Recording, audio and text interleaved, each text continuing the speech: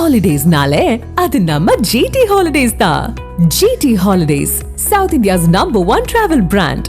India மற்றும் அமெரிக்காவிற்கு இடையேயான வர்த்தகம் குறித்து அமெரிக்க அதிபர் ட்ரம்ப் வெளியிட்ட அறிக்கையை அரசு கவனத்தில் கொண்டுள்ளதாகவும், தேசிய நலனை பாதுகாக்க தேவையான நடவடிக்கைகளை அரசு மேற்கொள்ளும் என்றும் மத்திய அரசு தரப்பில் அறிக்கை வெளியிடப்பட்டுள்ளது.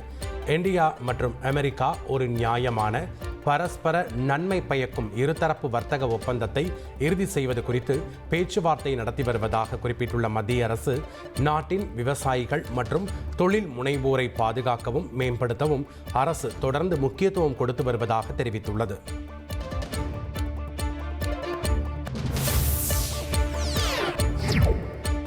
பிரதமர் மோடி மற்றும் அமெரிக்க அதிபர் டொனால்ட் ட்ரம்பிற்கு இடையிலான நட்பிற்கு தற்போது நாடு விலை கொடுத்து வருவதாக காங்கிரஸ் கடுமையாக விமர்சித்துள்ளது.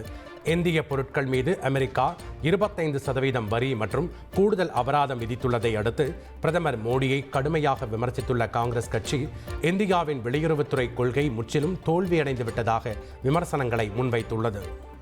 ஆகஸ்ட் 1ஆம் தேதி முதல் இந்திய பொருட்களுக்கு 25% வரி விதிப்பதாக அமெரிக்க அதிபர் டொனால்ட் ட்ரம்ப் அறிவித்துள்ளார்.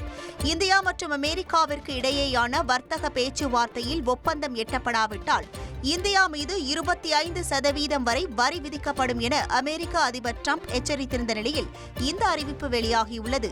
இது தொடர்பாக ட்ரம்ப் வெளியிட்டுள்ள அறிக்கையில், இந்தியா நல்ல நட்பு நாடு என்ற போதிலும் உலகிலேயே அமெரிக்காவிடம் அதிகமாக இந்தியா வரி வசூலித்ததாக குற்றம் சாட்டியுள்ளார்.